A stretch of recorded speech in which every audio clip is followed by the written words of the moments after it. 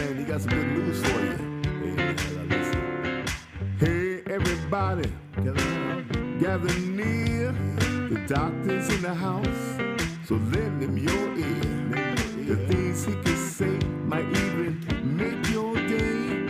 He might even help your pain go away. The doctor is in the house. The doctor is in the house. Let the doctor know what's bothering you. I'm sure he can tell you just what to do.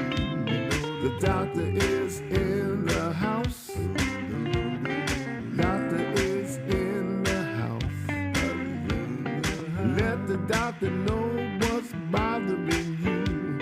The doctor is in the house. If you have a pain, call a doctor. If you have a sprain, call a doctor. Let the doctor know what you're going through. Let him tell you what's good for you, because the doctor is in the house.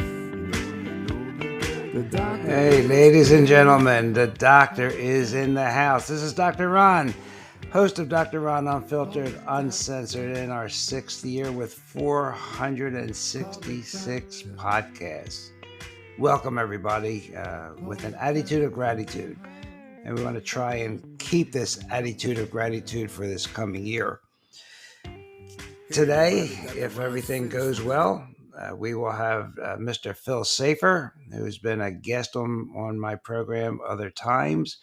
And we will see if we can get him hooked up so that he can give us his ideas on alternative healing, natural healing, and today especially discussing breath. So we'll get to him in 1 second. Phil Safier. I just want you to know that resolutions that we make at New Year's, they don't really work, and that we really want to have habits. We want to change our habits, and also we want to reflect on being healthier and feeling more fulfilled this year. We want to find out what really matters to us and why is your health important, because health is like money. Don't really miss it until you start losing it. So we want to do that. And I want to keep reminding you that, our diet is not only what we eat, it's what we watch, it's what we listen to, what we read, the people we hang around. So we have to be, I'm advising, let's be mindful of what we put into our body emotionally, spiritually, and physically. So today I was going to talk about the lymphatic system, which is the lymph system that drains the brain, and why it's important for us to drink a nice glass of water when we wake up in the morning, because our brain does shrink at night. Well, we'll save these remarks from next week, since we have Phil Safier here. And let's see if we can hook up with him. And Phil, can you hear me? Okay, but I can't hear him for a reason. Let's see what we can do here, ladies and gentlemen. Let's see if this can work again. So we're going to talk with Mr. Safier as soon as we get him hooked up here as a speaker. And I can't invite him any other way that I know of right now. So as soon as we get him hooked up, he'll be talking about breath. And, breath is something we really take for granted, isn't it? I mean, why the heck do we have to learn a technique for breathing? It happens automatically, doesn't it? We don't think about breathing. What's so complicated about breathing? So there is definitely a lot to learn about breathing, ladies and gentlemen, from different people that I have read about. And Mr. Safier is an expert. He practices this. He practices the breath. Because, as seems like most of us breathe too much. We don't breathe properly. We've never learned the techniques to get ourselves into a meditative state, a state that is anti-inflammatory. So I'm just going to try and figure out how to get Phil Safier on this line here, and we'll share this here. I guess you're out there, Phil. I think I see you, but I don't know. I don't see you coming up on the speaker board. Maybe if you could just click on that link I sent you, we'll try that again and see what happens. Let's see here. No, can't do that. I guess I'll just, until we find a way to get him on the program, let me just talk a little bit about breath. And the last time Mr. Safier was on, he talked about, I think it was called box breathing. And it triggers our parasympathetic nervous system. He told us this. He told us, we're always in a state of fight or flight. I mean, gosh, there's no more saber-toothed tigers chasing us around, and yet we're always nervous, anxious, in a state of alert. But that's not good for us because it's inflammatory. And it has to do with the vagus nerve. And we have had a couple of podcasts on that. And thank you for receiving them in the past. So we want to try and get into this parasympathetic nervous system to help us manage stress and help us to relax, and so we can take control of our health. And I found out after he was on our program that this technique of breathing, or 4 seconds in, holding it for 4 seconds out, holding it for 4, is used by the Navy SEALs to reduce stress in high pressure situations. And it is nose breathing, okay, because we don't want to overbreathe. We do want a little bit of extra CO2 to balance out the oxygen. And CO2, nose breathing, what it does also that really impressed me, it raises the production of nitric oxide. Nitric oxide is antiviral. Okay, and they have ways of, you can supplement with nitric oxide. It increases blood flow, and some people even think it helps with their sex life. Nitric oxide. So I think I see Phil, but I don't see him in the phone section. I'll try it again, inviting him as a speaker, see what happens. So once he gets on, and he will get on, we'll be talking about breathing. And because, it's something we do automatically. And when you get stressed, our breathing patterns change, don't it? We breathe faster. We breathe more with our chest. We don't use our diaphragm. And who is not a stranger to stress these days? I see it more and more, especially since the Chinese virus invaded our country. But fortunately, the breath is not completely automatic. And there are techniques for controlled breathing. If you can control breathing, that means we can take charge of it to help manage our stress, improve our relaxation, and I think get healthier. Let's see where we are here. So, Mr. Phil, there is no phone on Podbean. It's just a purely internet podcast and platform. And if you click on that link I sent you and you have the Podbean app, you should come up under co-hosts and speakers, and we should be talking. So maybe you can give that a try, and I'll continue to just talk about breath till I see you pop up here, because the last show you did was really popular. I mean, we had lots of hits on that show after it was published and put out on Spotify and Apple Podcasts, Google Podcasts. It's on TuneIn Radio. It's on iHeartRadio, and we had lots of hits on that show, Phil. So how does our body react to stress? Well, it's a survival mechanism. But after the stress is gone, things should turn off. We don't want to have chronic activation of this system because we will be consistently releasing hormones that produce harmful effects on our body. Once that tiger is not chasing us, we have to learn how to relax and get rid of all those signals. We got to get our heart rate down, our blood pressure down, our breathing down. But there's another part to this system that one raising the alarm and the other calming you down. So one's the sympathetic and one's the parasympathetic. So this parasympathetic nervous system of ours should be able to kick in once the danger is past. Put the brakes on all those hormones. Happens quickly. We don't have to have any input for all this to happen except the breath. Right? We only want that sympathetic nervous system to kick in when we're faced with a danger, like a snake trying to bite us. We want to be able to jump out of the way. And we want that parasympathetic system to come back into play. So controlled breathing can be a way to calm yourself.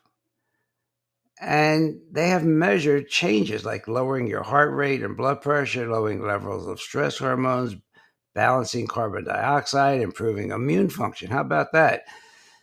Improving immune function. And I've told you for 3 years now, if you have a good immune system, if you have a superior interior, in other words, if your gut microbiome is healthy, well,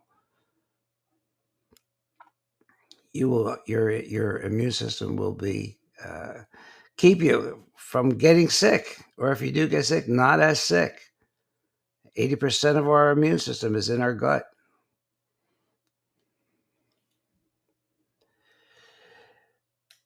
I'm just looking here for our speaker today, and I just don't know how to get him on.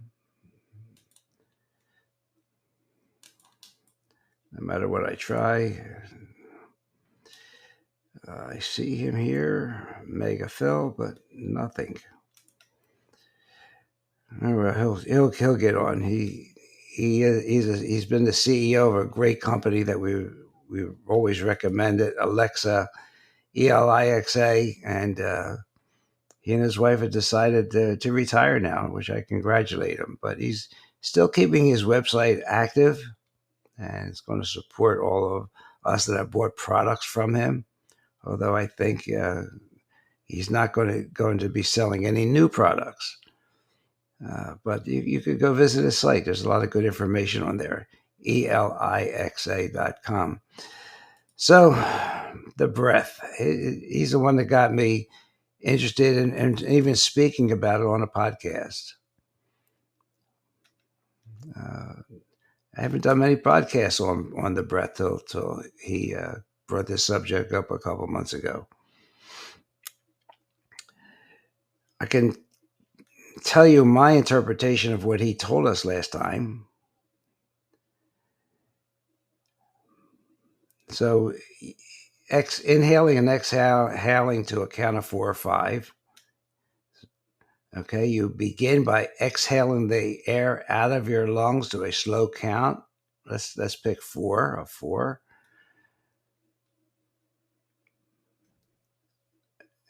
I don't remember whether Mr. Safier had said nose or mouth, but after I did some research, I see that some people that are really study this recommend exhaling through your nose. So you want to begin by exhaling the air out of your lungs to a slow count of 4 through your nose. Hold your breath for a slow count of 4. Then inhale slowly to a count of 4 through your nose. You want to keep your back straight. That'll help breathing through your abdomen. You don't want your shoulders to rise. Then the last step, hold your breath for a slow count of 4, and then repeat all over again. And there are health benefits from this technique.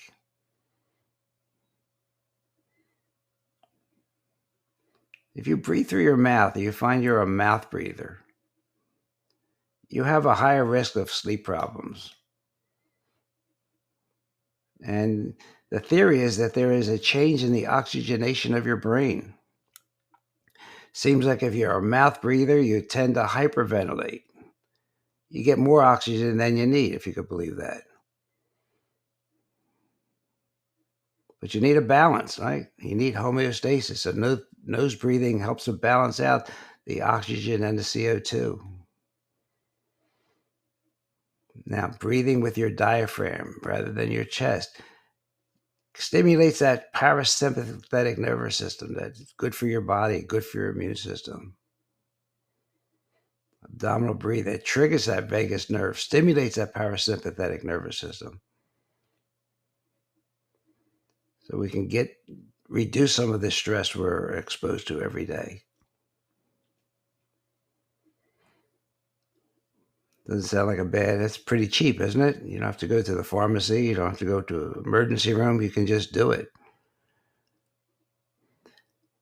But it was brought to my attention that most people really chronically overbreathe.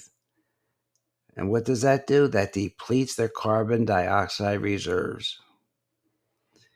And there's a list of conditions that people who breathe through their mouth are associated with, like sleep apnea, exercise-induced exercise-induced asthma, abnormal facial development, poor dental health, hyperventilation. I remember hearing a talk by a physician from, I think it was from Scotland, talking about a Buteyko type of breathing. He said that's why kids have so much, their jaws are receding, they have asthma. They don't chew their food really well, and they're mouth breathers. It seems like our ancestors really chewed their food well. They didn't swallow it whole like Americans tend to do. Buteyko, Buteyko. Haven't read him for a while, but he has a whole technique of how to breathe. He's from Russia. And he has all kinds of techniques for you to learn how to hold your breath after you exhale. Okay, so this is not my area of expertise, but we can get into it with Mr. Safier when we finally get him on the air. And remember what I said earlier on this nitric oxide? It may have antiviral properties. So if no other reason, it might be worth this nose breathing just to get your nitrous oxide levels up. It's a soluble gas and it has, some people say, exceptional health benefits. So nitrous oxide, even if it's produced in the lining of your arteries, and helps them relax. So it's got to be pretty good for you. Another benefit that I noted here is treatment of viral infections, because it keeps the pulmonary arteries open. It opens the bronchial airways.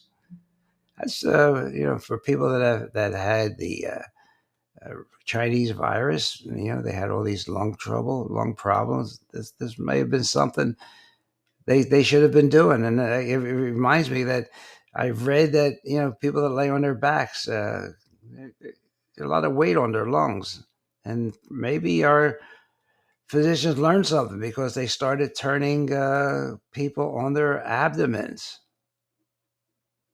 Turning people on their abdomens when they were in the hospital with the Chinese virus. So if you breathe through your mouth, you don't make a nitric oxide, okay? And that's in my opinion not a good thing.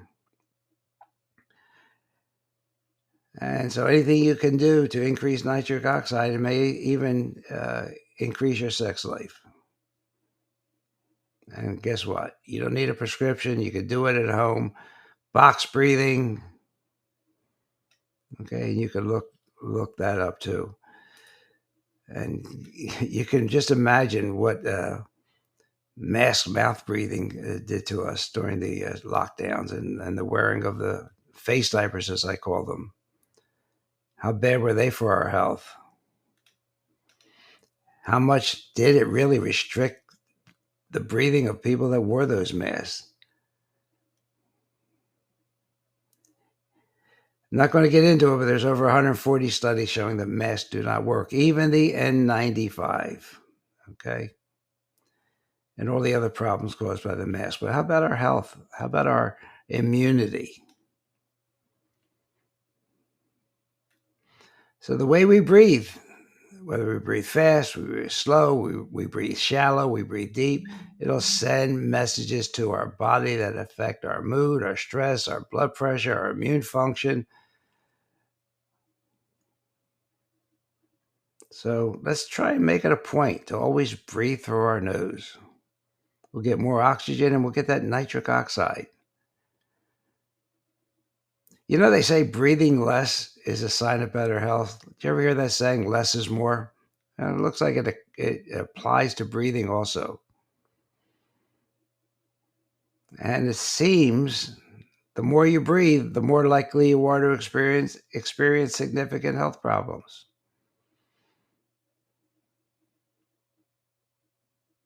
So the way we breathe may stimulate that sympathetic nervous system. We don't want that. So it looks like breathing, and I wouldn't have really gotten into all this without Mr. Safier.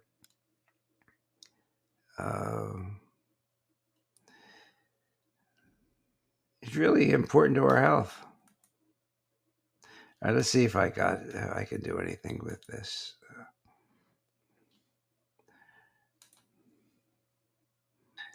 Sorry about this, ladies and gentlemen, but Podbean is not. Hello. Hello. Oh, Phil, hi. You're on somehow. We got you. Well, I just been rambling on without you. I'm not the expert. You are. Well, you were doing a very good job. Well, you stimulated me to read this after your last podcast with me. I mean, it's free. Yeah.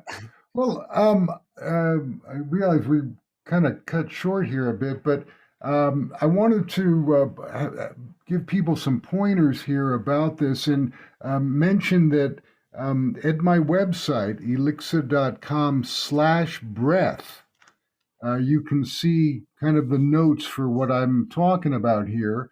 And there's a link to James Nestor's book, which is really the Bible of this, called Breath, The New Science of a Lost Art. So I really recommend that people look at that book. There's a great audio version of it also. But he goes into a lot of this in depth. I have been working with his techniques and more for several years. In fact, I found that I believe strongly that during COVID, one of the reasons that I really didn't have a problem, while others around me did, was that I was using my breath properly. I was breathing in and out through my nose, and in addition, on the exhale, humming, just and I've got a link to a YouTube video about the effect of humming, that it increases the nitric oxide production by 15 times. And this is a way to purify the incoming breath, to get more oxygen into your cells. The physiological benefits alone of nasal breathing are just incredible. You're increasing the airflow to your arteries, your veins, your nerves. You improve your lung volume, the amount of air that you can actually process, even though when you breathe slowly in and out through your nose, you're actually getting less air, but you're using the oxygen more efficiently. So you're actually getting more benefit from it. And the slow breath also affects your emotions and your thinking by putting you into the parasympathetic part of the nervous system. And the parasympathetic part is our relaxation response. So instead of the fight or flight that we ordinarily experience, now we're uh, more calm, we're in a greater state of flow, we're less reactive.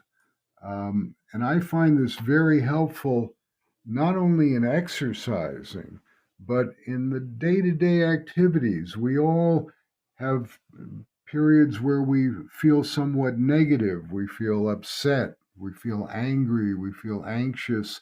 There's a number of things that we feel that we would rather not feel, and we'd like to get out of that. And the easiest way is to pay attention to our breath. You were talking about the box technique, where you inhale through the nose for 4 seconds, you hold the breath for 4 seconds, you exhale for 4 seconds. And again, if you hum when you're doing this, you're turbocharging it, and you hold the exhale for 4 seconds. So doing this will very, very quickly shift out of that fight or flight into this state of serenity. It's more serenity. And in this state, we no longer feel the upset because in a way, we're detaching and we're less involved, less identified with these feelings. And we realize that we actually have control. So it improves our sense of self reliance and our ability to be more objective about the world and less like a little child. And we all have a little child in us that pops up his head when it doesn't get its way, it encounters some resistance, and it gets its feelings hurt. So it's very natural to feel these things. But if we want to get some measure of control and freedom from these things, the best way to do it, the way that it's always there wherever you are, is to pay attention to the breath. So, again, we've talked about the nasal breathing. I'd like to actually talk a little bit about exercising and how nasal breathing can help you with exercise. So, we all need to exercise. Exercise is probably the most important thing that we can do. Breathing deeply and getting our heart pumping is one of the most important things you do. No matter what you eat, how much you exercise, none of it matters if you're not breathing properly. So when you're exercising, when you're walking, hiking, running, whatever it is you do, if you can remember to pay attention to your breath, and again, inhale through the nose. It also helps if you actually put your tongue on the roof of your mouth. That improves the flow. And you inhale like that and exhale also through your nose and adjust the pace of your walking or your hiking, whatever you're doing. Adjust the pace so that you can do that. You might have to slow down some at the beginning, but if you can keep your breath slow and calm like that, you'll actually do a lot better. And I found a trick to do this, and that is, hopefully you have some water with you when you're out walking. If you take a mouthful of water and you hold that mouthful of water, you will have to breathe through your nose. So there's a way to actually force yourself to breathe through your nose without taping your mouth shut, which you can do also. But I find that having a mouthful of water does a couple of things. Number one, it makes me breathe through my nose. And the other thing is that I'm actually hydrating while I'm doing that because I'm absorbing the water through the tissues in my mouth.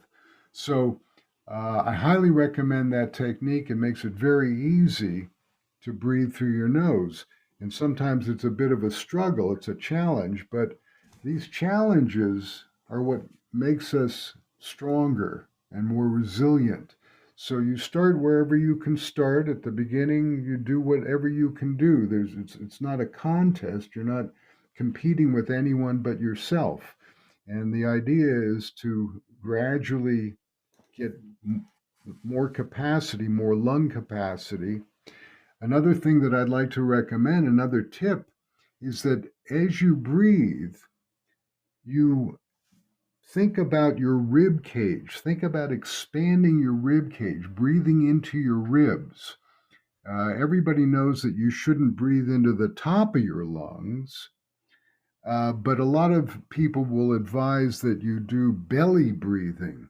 And I've found that it's actually a lot more beneficial if you think about expanding the rib cage. You're actually getting more air in than if you expand your stomach. It's not the stomach that needs to be expanded, it's the rib cage, because that actually gets the diaphragm moving in a different plane so that you can actually take in more air. It's very, very helpful. And then another trick that I've found, an avid hiker, and I do this 3 times a week. I'm up here in Albuquerque, and we're at 6,000 feet, and we get going up these hills. I find that one of the things that I can do that really makes a difference is to visualize the flow of the breath. And that if I can think about, visualize that breath going into my legs, I'm actually bringing more blood flow and oxygen into my legs, and I can feel the difference. And the trick here is simply paying attention, being present, and not thinking about other things, but only thinking about the breath and where it's going. And it makes a tremendous difference. So, Phil, you mentioned an interesting point, stressing your body, and that they have a fancy name for that called hormesis, Yes. and it is good, and when we talked about the vagus nerve, we talked about even at the end of the shower, put that cold water on. Right. Challenge your body, and you'll make your vagus nerve more pliable so that you can get into that parasympathetic nerve, parasympathetic mode. And even like Mr. Safer was saying, a little high intensity of anything, stress yourself a little bit, and you'll be healthier for it. Yes, it makes a huge difference. And again, we kind of come back to this idea of this little child in us that doesn't want to do this. And when you wake up in the morning and it's your day to get out and exercise, the natural instinct is to, no, I'm going to sleep in today. Well, you just have to sort of put on your big boy pants, as we say, and do it. And what I've found is that even though that voice that says, no, I'm not going to do this today, you can't make me, etc., it becomes easier and easier to get past that, because after a certain amount of doing this, and it doesn't take all that long, you begin to experience the rewards that these activities, exercise and breath, you begin to see, you begin to feel the benefit, you begin to feel more energy, you begin to feel more awake and alive. Your thinking is better, your focus is better, you feel more self confidence. You feel pride in the fact that you've gone beyond your limits, that you've pushed yourself. Um, and then it becomes easier and easier, because then you begin to feel like these routines, this exercise, is like you're going to the ice cream parlor. There's a reward there, and you're not getting it from sugar. You're getting it from this sort of natural high that you get when you do these kinds of techniques. So my advice to everybody is, start out slow wherever you can start. Doesn't matter where you are. You can do a little bit of walking and increase it, and put some hills in there, and just stay with it. It really pays off. Don't be too hard on yourself, but Be hard. You need to be your own drill instructor here, and realize that you're not doing this to please anybody. This is not about, again, not a competition. But when you do this, and if you continue with this, and again, it doesn't take long, you'll begin to realize that this is something that you not only need, but that you enjoy, that there's a tremendous amount of reward there. It affects your entire life, your health, your psychology. Everything works better when your body is really fit and in shape. So that's what I want to encourage everybody, and it's free. It's free. Yeah, no shipping and handling. That's right. So I wanted to ask you a couple questions, and one is about breath holding Mm-hmm. while you're exercising. Mm-hmm. Uh, I just came across it. I was not aware of it, but are you familiar with that? Actually, I don't really do that. I know that there are a number of techniques, and Nestor goes into a number of these things. I don't really do the breath holding other than the box breath. When I do the box breathing, certainly I do the breath holds. Um, but I know that there are techniques where you do that, and there.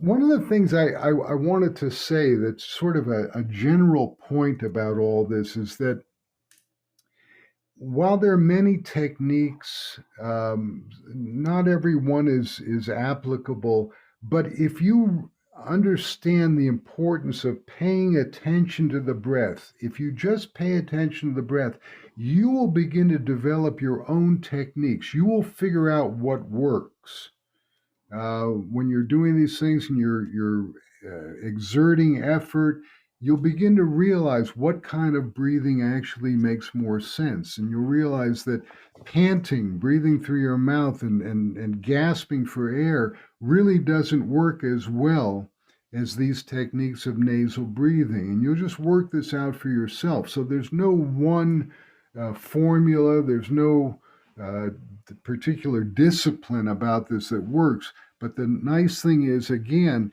it's your breath. And if you pay attention to it, you'll begin to realize how you can work with your own breath and what works for you.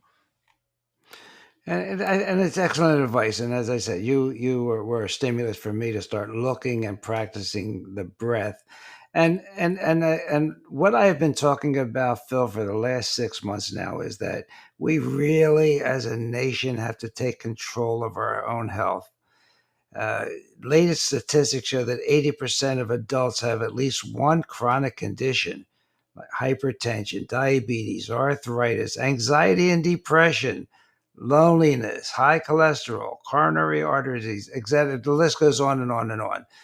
Is that we really are not healthy, and we take drug upon drug. We take one drug, and then we get side effects from that. Another one gets added. Our care is fractionated. We have a pathologist, a dermatologist, a pneumonologist, a rhenologist. I mean, it just goes on and on. So I want to keep bringing information like this to our audience. That uh, the I call it the Rockefeller medicine, a pill for an ill. That paradigm has really not gotten us to a healthier nation. We're obese and we have lots of diseases that we didn't exist before. I mean, I'm not going to get into even the asthma and all the shots and everything, but there's things that we can do, uh, like the breath, pay attention, do it. And and maybe one of and Phil can correct me or not. I think one of the big takeaways is, you'll get a better night's sleep if you do it at night, and how Absolutely. important is sleep for our detoxification of our brain. Would you agree? Absolutely. And that brings up another point about the nasal breathing that if you wake up with a dry mouth, it means that you've been breathing through your mouth. And Uh, you want to be breathing through your nose while you're sleeping. So you can usually you can just remember that and you will breathe through your nose. But if you have trouble doing that and you find that you're waking up with a dry mouth, you can tape your mouth shut. A lot of people are doing this. You can buy special tape that is kind of designed for this, but you don't really need that. Any kind of tape will work, and it's just sort of a gentle reminder. Uh, and it's kind of interesting. I think James Nestor, talked about how the American Indians there were tribes that would watch their infants, and if the infant was sleeping and breathing through its mouth, they would gently close the child's mouth so that it would breathe through its nose when it was sleeping. And then they would tell their children that they needed to keep their mouths closed during the day when they were out playing or doing anything, and that if they breathed through their mouth, they would inhale bad spirits. So this was the way that they got their kids to breathe nasally, because they understood the importance of this. And then the third thing about the American Indians, and I'm sure this is true of other people, is that when they would walk long distances, remember, they didn't have horses for a very, very long time. When they would travel long distances, they didn't carry water. What they would do is they would put a pebble, take a little stone, put it in their mouth, and that would generate saliva. And there's actually almost a recirculation that takes place where they would stay hydrated for long periods without drinking water. It's very interesting what happens when you, again, play with these techniques of keeping your mouth closed. And in general, keeping your mouth closed is a good technique. There's that old saying of um, uh, keep your mouth shut, because it's better that people uh, don't think of you as an idiot. You know, it's better to Yeah, say nothing a lot of times. don't open your mouth and prove it, right? That's exactly right. So, yeah, so there's a lot to be said for these techniques. Again, there's sort of a pause. There's a way that you kind of detach, in a way, become more, again, calmer, because you're in this parasympathetic part of the nervous system. Then you're not reacting, and when you come across something that's irritating or annoying or upsetting, you can take a breath. One of the best techniques for stopping smoking, for instance, is when you feel that urge that you would like to have a cigarette or whatever it is you're doing. If you take 2 or 3 good deep breaths, that urge will pass. So again, we are the breath, and in many ways, obviously, if you stop breathing, you no longer exist. So we are the breath, and the breath affects every part of us. It affects our feelings, how we think, how we perform. It affects our immune system. It's the key. It's primal. The breath is everything, and once you begin to really pay attention to your breath, you'll see how powerful this is, and that it's in some respects it's the only thing you actually have control over. And once you learn to get some control, a handle on your breath, you'll be amazed at how different you can feel. And like Phil said, ladies and gentlemen, it's free, but you do have to commit to it. Because we're like electricity. We follow the path of least resistance. So commit to it. And Phil may tell you when and what, but I think at least start out with it at night. Okay, we already told you about the blue light and turn off your electronic equipment an hour or so before you go to bed. But how about a breathing session? The box breathing, the 4 second out, the four with your tongue up against the roof of your mouth, and a little humming. Why not try that technique Yeah. before you go to bed? Would you agree or not?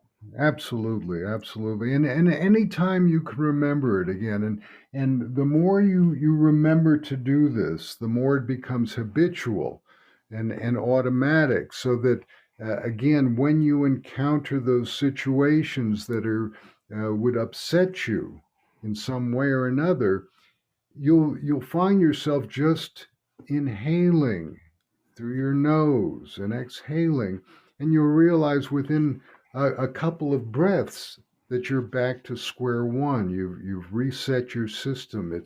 It's kind of like the tilting on a pinball machine. You can hit that button and go back to playing the game because you're no longer stressed. So, uh, like you say, it's a matter of paying attention and remembering your breath. And when these thoughts come up, the thoughts that are annoying or worrisome, or it's a great idea to ask yourself, is that thought really useful? Do I really need to follow that thought? Do I need to go down that road there? Or can I just come back to my breath and just chill out? Because most of the things that we think are useless. Our Right. mind is just a chatterbox of, like they say, 1,000 chattering monkeys that are just babbling away constantly with stuff that is not important. And we spend a tremendous amount of time dwelling on things that are just imaginary. And the breath is real. The breath is something that you can actually hang your hat on. It's real. It's happening every moment. And if it doesn't happen, you got a problem. So it's a real thing. It's not imaginary. It's not neurotic.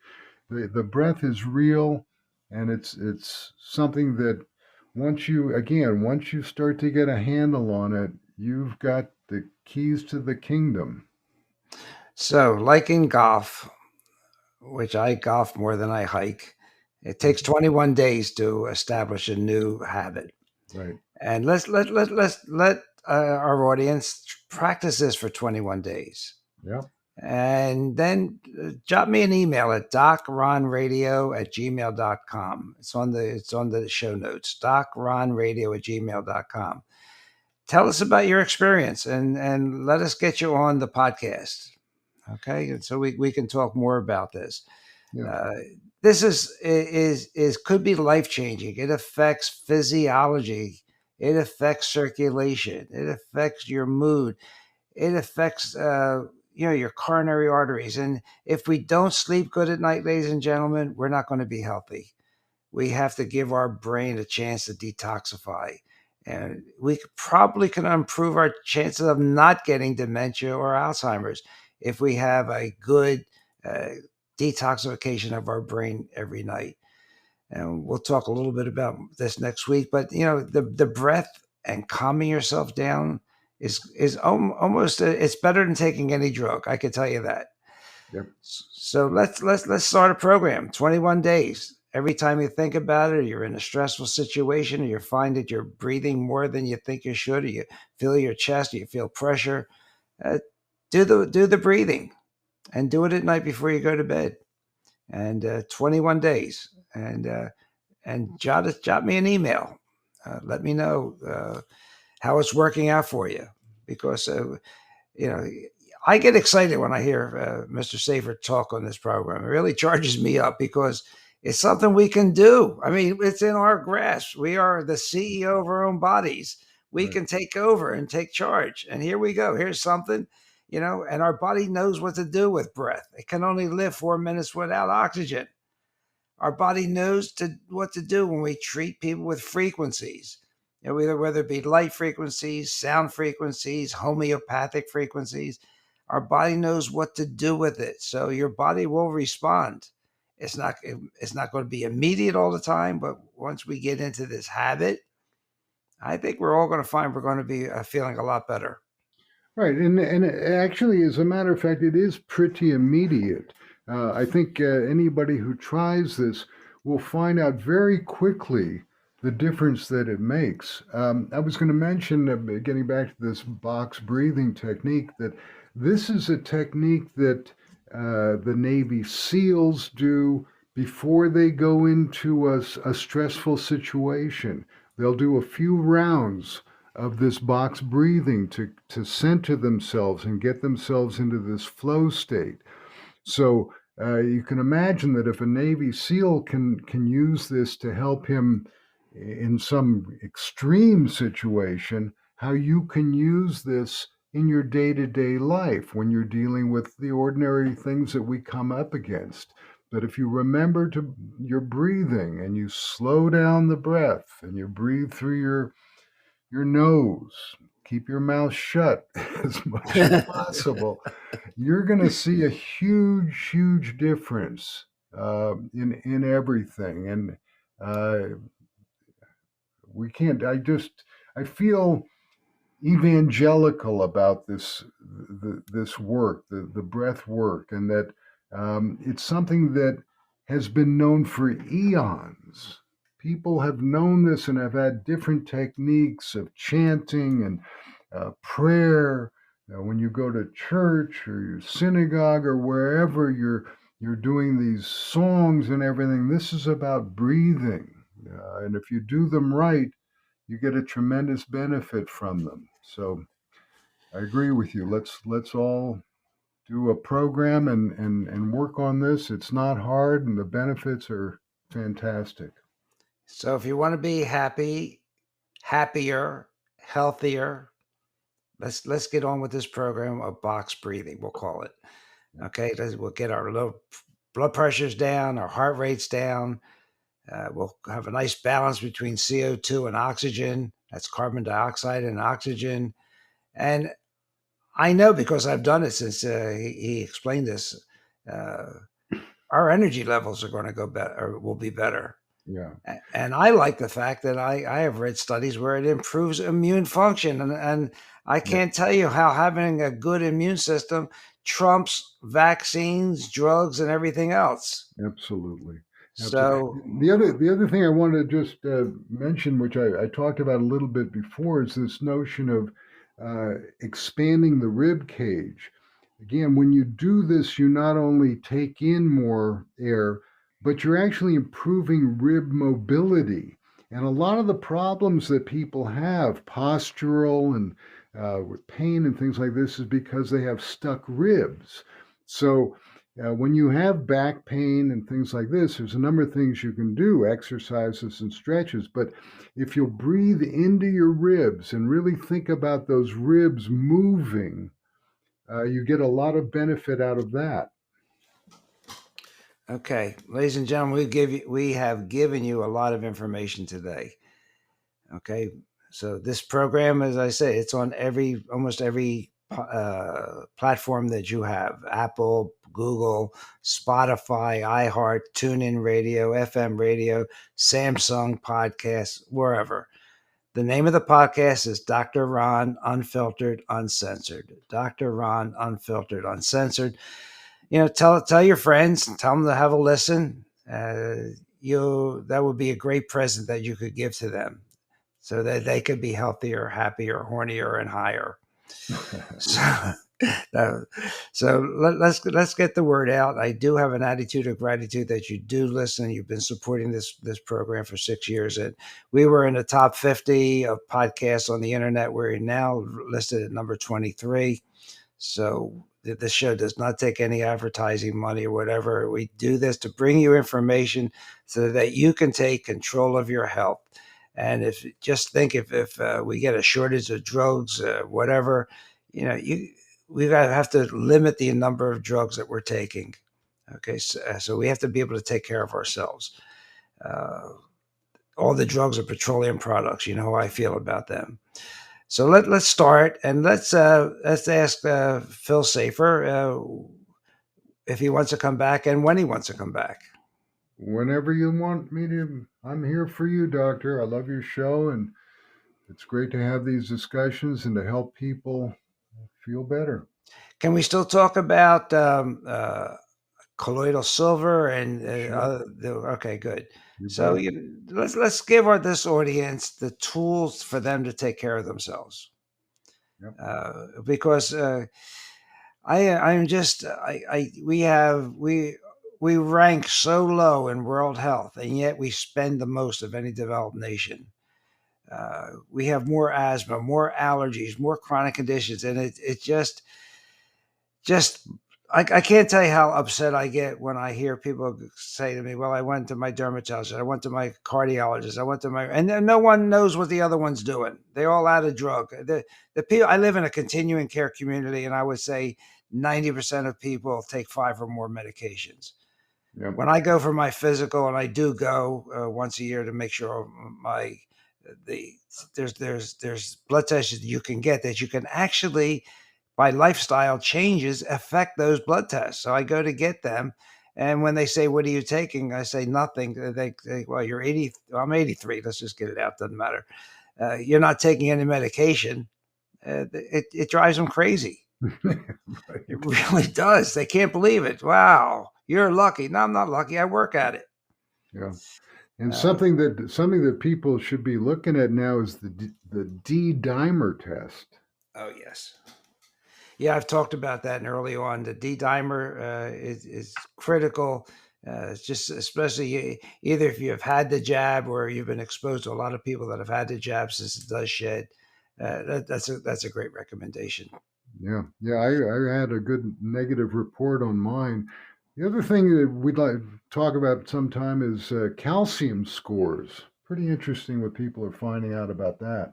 Yeah, we've done that before, and we can do it again. Just to let people know that there are ways that they can judge and how to take care of their body. But I also want to remind them that they are not limited by their genes. You're only limited by 8% of them. 92% of your genetic profile can be changed. It's called epigenetics. Yes. So things can get better, and there's natural ways of doing it. Yep. There's natural ways of helping brain cells. There's natural ways of helping, arthritis. I mean, it's something that no one hears about. MSM. Well, there's other things, but there's compounds that can help you. So I think with Mr. Safier coming on every couple weeks, give me a chance to get ready for him because he has a lot of knowledge. I try and keep up with him. We'll continue to bring you this type of program. So, Phil, any last words before we say goodbye and get this posted for the 4:00 hour? Just thank you for having me on, and Happy New Year to everyone. Thank you. And we have Fred Cooper will take us home, ladies and gentlemen. See you next week. Hey, everybody, Dr. Ron's finished for today. I hope you got some good wisdom for what the man had to say. If it's all about good health, he's the man you got to see. He has a lot more answers for you. So tune in next week when the doctor is in the house. Or when the doctor is in the house. And let the doctor know what's bothering you. When the doctor is in the house. The doctor is in the house. Doctor is in the house. Let the doctor know what's bothering you. I'm sure he can tell you just what to do. The doctor is in the house. The doctor is in the house. Let the doctor know what's bothering you. When the doctor is in the house. So if you have a pain, call the doctor. If you have a strain, call the doctor. Let the doctor know what's bothering you. When the doctor is in the house. The doctor is in the house. See you next week.